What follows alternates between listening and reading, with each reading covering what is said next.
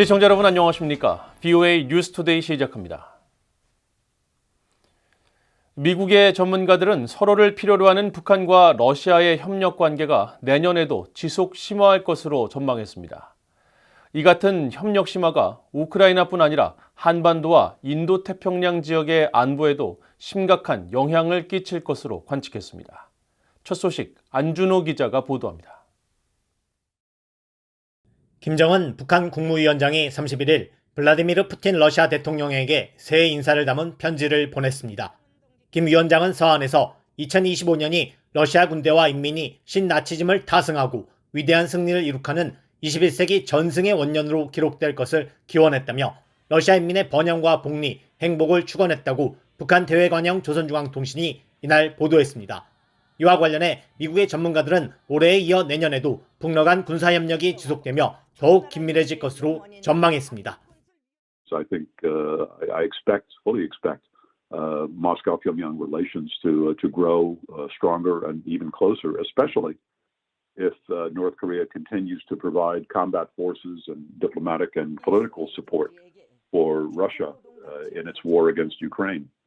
태평양 사령관을 역임한 해리 해리스 전 주한미국 대사는 이날 BOA에 보낸 이메일에서 북한과 러시아 두 나라는 서로를 필요로 하기 때문에 지금과 같은 관계가 계속 유지될 것이라고 전망했습니다. 북한은 러시아의 기술과 국제적 지지가 필요하고 러시아는 북한의 무기와 병력이 필요하기 때문이란 설명입니다. 그러면서 북러 협력은 한반도와 인도태평양 영내의 모든 국가들의 우려스러운 일이라고 말했습니다. 조셉 디트라니 전 북핵 육자회담 미국 측 차석 대표도 북한과 러시아가 새해에 더욱 가까워질 것이라고 전망하면서 권위주의 국가들의 축, 악의 축이 점점 더 가까워지는 것을 목도하고 있다고 진단했습니다. I personally think North Korea has made a very strategic decision to work closely with the Russian Federation. And that means they will send more troops because they're getting more money, but they will send more troops. 미 중앙정보국 CIA 한국 담당 부국장을 역임한 브루스 클링너 헤리티지 재단 선임 연구원은 도널드 트럼프 대통령이 러시아와 우크라이나 전쟁을 해결하기 위해 푸틴 대통령과 정상회담을 하거나 북한을 포함한 3자 정상회담 가능성도 제기되고 있다고 말했습니다. 하지만 트럼프 대통령은 러시아와 우크라이나 전쟁과 중동 전쟁, 중국 등 우선적으로 다뤄야 할 문제가 있기 때문에 임기 첫 해에 미북 정상회담이 이루어질 가능성은 낮다고 전망했습니다. And also, as long as the Ukraine war is going on, Kim is getting far greater benefits with fewer conditions from Russia than he would ever get from the United States. 리비어 전 수석 부차관보는 러시아가 결국 북한에 어떤 기술과 군사 지원을 제공하는지에 따라 2025년 한국과 일본, 미국에 대한 북한의 위협이 더 커질 수 있다면서 이것이 초래할 불안정성을 과소평가해선 안 된다고 강조했습니다. 또 미국과 북한 간의 관계와 관련해선 북한이 러시아의 우크라이나와 북대서양 조약기구의 이익에 반하는 전쟁에 병력과 장비를 지원하는 한 미북 관계 개선은 기대하기 매우 어려울 것이라고 내다봤습니다. BOA 뉴스 안준호입니다. 미국 국무부는 북한이 최근 열린 전원회의에서 최강경 대미 대응 전략을 선언한 데 대해 미국은 북한에 대해 적대적인 의도를 품고 있지 않다고 밝혔습니다. 국무부 부대변인은 31일 BOA의 관련 논평 요청에 우리는 북한과의 대화에 계속 열려 있으며 앞으로 나아갈 수 있는 유일한 길은 외교뿐이라면서 이같이 말했습니다. 이어 우리는 북한과 가장 잘 교류하고 침략을 억제하며 인권을 증진하고 북한의 여러 유엔 안보리 결의 위반에 대한 국제적 대응을 조율하는 최선의 방법에 대해 한국, 일본을 비롯한 다른 동맹 파트너들과 긴밀히 협의하고 있다고 밝혔습니다. 국무부 대변인은 또 북한이 미한일 협력을 비난한 데 대해서는 미한일 3국 간 견고하고 효과적인 3자 관계는 우리의 공동 안보와 이익에 매우 중요하다고 강조하고 한국이 미국의 철저한 반공 전초기지로 전락했다는 북한의 주장에 대해서도 일축하면서 미국은 민주주의에 대한 확고한 의지를 바탕으로 동맹인 한국, 일본과 함께 세계의 시급한 문제 해결을 위한 긍정적이고 미래지향적인 의제를 갖고 있다고 강조했습니다. 북한이 연말 전원회의에서 미국을 향해 메시지를 낸 데 대해 미국의 전문가들은 도널드 트럼프 새 행정부 출범에 앞서 정세를 관망하고 있는 것이라고 평가했습니다. 우크라이나 전황과 북한, 러시아 간 관계 변화가 향후 미북 대화 가능성에 영향을 미칠 것으로 내다봤습니다. 조은정 기자가 보도합니다. 브루스 클링너 헤리티지 재단 선임 연구원은 30일 북한이 연말 노동당 전원회의에서 대미 메시지를 낸 데 대해 매우 모호하다고 평가했습니다.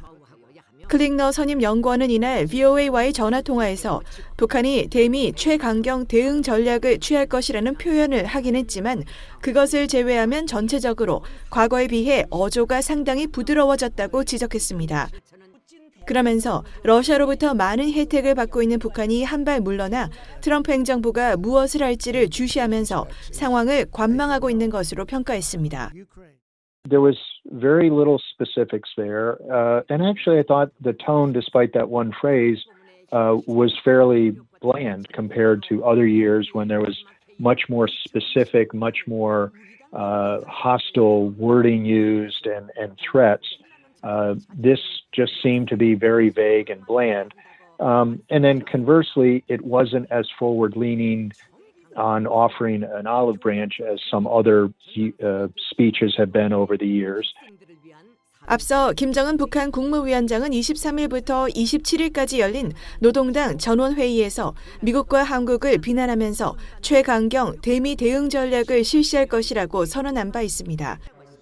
시드니 사일러 전 미 국가정보위원회 북한 담당 국가정보 분석관도 북한이 현재로서는 모호한 태도를 유지함으로써 선택지를 열어두고 있다고 분석했습니다.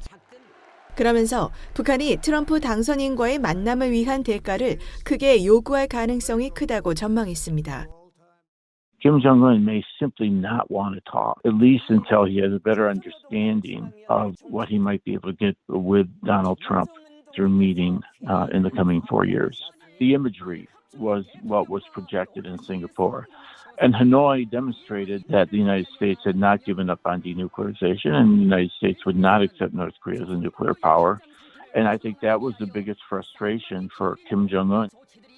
전문가들은 또 북한이 전원회의에서 발신한 가장 중요한 메시지 중 하나는 자신들이 정한 방향과 목표가 있다는 것이라면서 이를 바꾸기 위해서는 정말로 강력한 제안이 필요할 것이라고 내다봤습니다.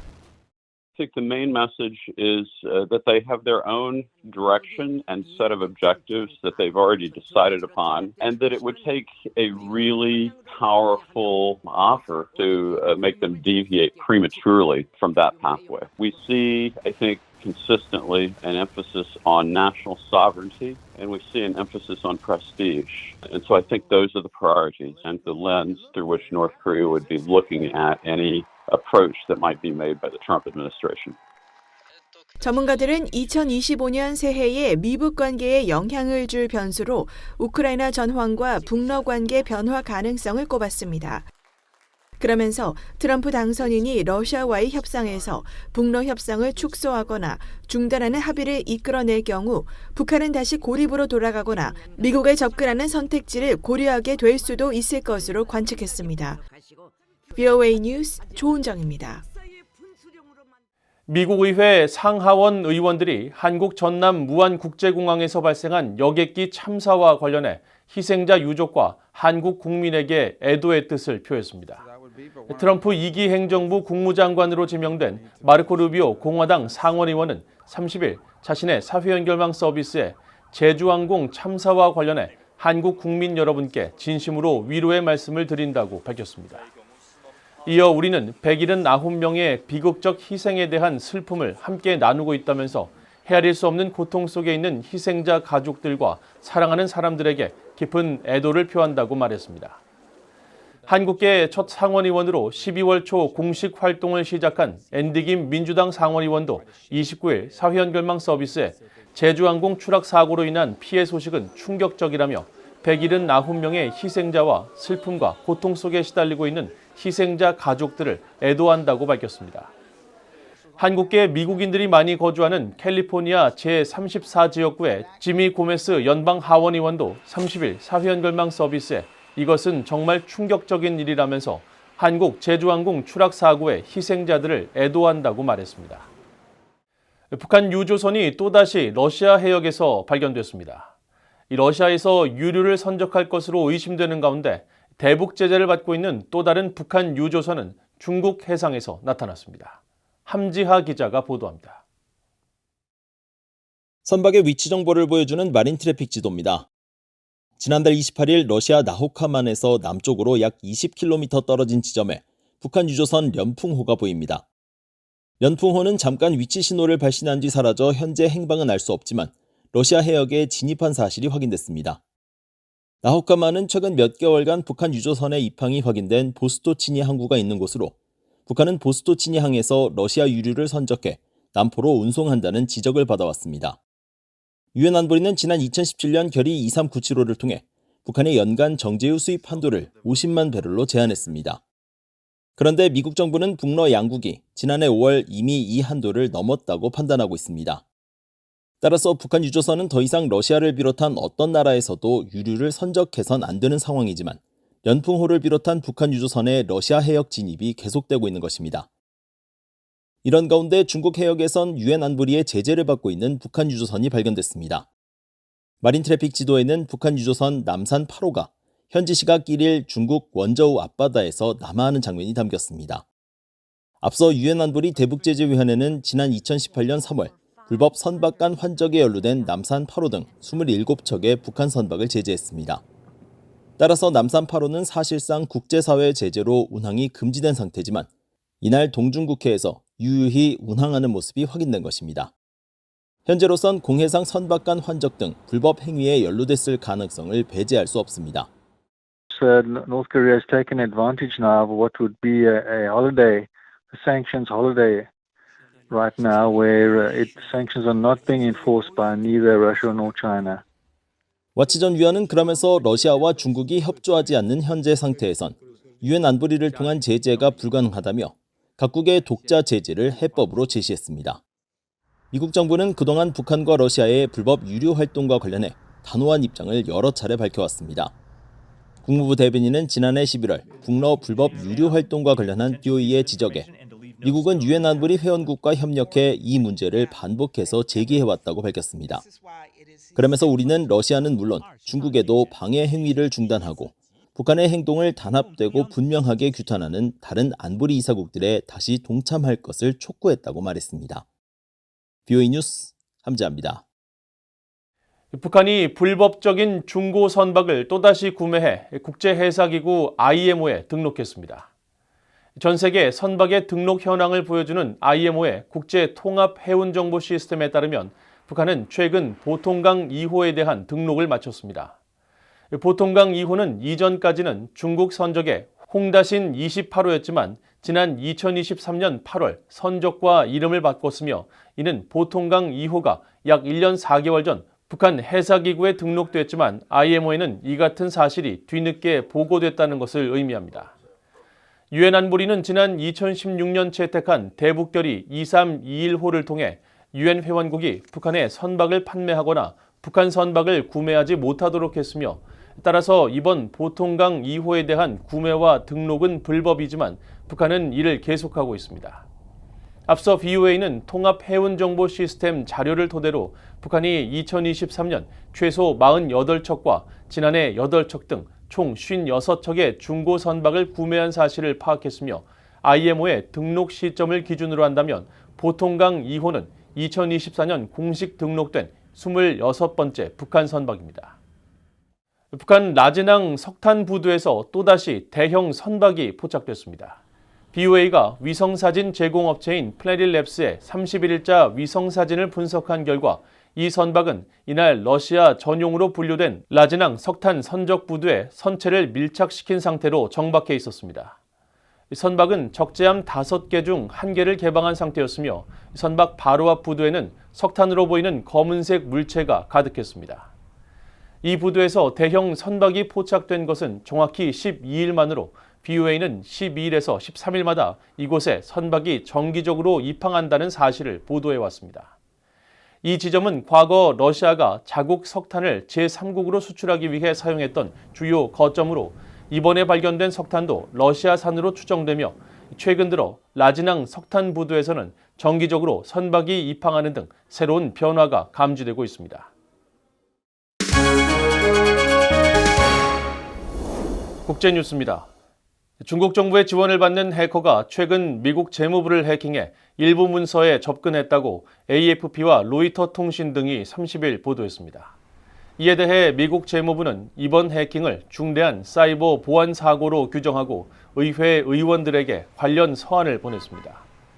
이 서한에서 재무부는 지난 8일 해커가 재무부에 사이버 보안 서비스를 제공하는 비욘드 트러스트의 디지털 보안키를 훔쳐 원격으로 재무부 워크스테이션에 침투해 일부 기밀로 분류되지 않은 문건에 접근하는 데 성공했다고 밝혔습니다.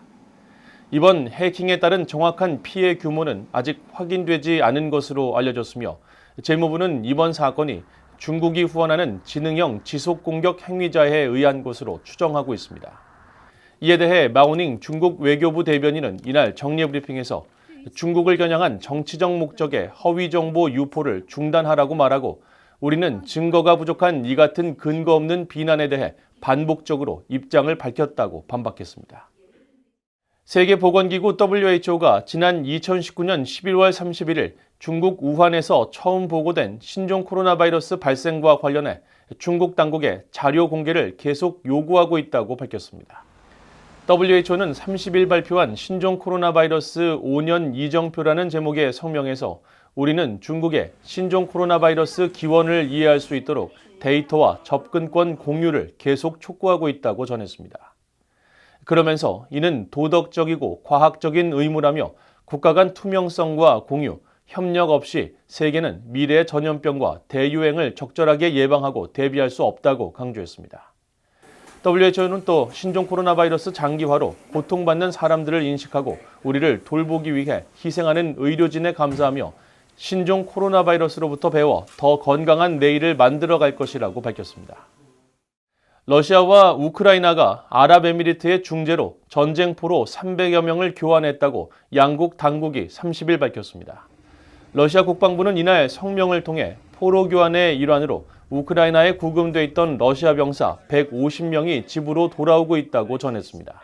볼로디미르 젤렌스키 우크라이나 대통령도 텔레그램을 통해 러시아와의 포로 교환 사실을 공개하면서 189명을 집으로 데려왔다고 밝히고 러시아에 구금돼 있는 모든 포로가 석방되도록 노력하고 있으며 이들을 잊지 않았다고 강조했습니다. 한편 러시아와 우크라이나가 각각 밝힌 석방 포로 숫자가 서로 다른 이유는 아직까지 알려지지 않았습니다. 미국과 일본, 호주, 인도로 구성된 안보협의체 쿼드의 외무장관들이 자유롭고 열린 인도태평양 비전 실현을 위한 지속적인 협력을 재확인했습니다. 쿼드 외무장관들은 31일 발표한 협력 20주년 공동성명에서 4개국은 본격적인 파트너십 발전을 통해 영내 국민들에게 긍정적인 성과를 가져오고 있다고 평가했습니다. 이어 기후변화와 암, 팬데믹 등과의 싸움으로부터 질 높은 인프라와 해양 상황 파악, 테러 대책, 사이버 보안 강화에 이르기까지 복잡한 과제에 대응하기 위해 영내 파트너들과 협력하고 있다고 강조했습니다. 그러면서 우리는 파트너국으로서 평화롭고 안정되며 번영하는 자유롭고 열린 인도태평양 비전을 공유한다고 말했습니다. 지난 2004년 출범한 쿼드는 2017년 재결성됐으며 이후 실무그룹과 외교장관급 회의 등을 개최하다가 2021년부터는 정상회의를 열고 있습니다. 이상으로 VOA 뉴스투데이를 모두 마칩니다. 시청해주신 여러분 고맙습니다.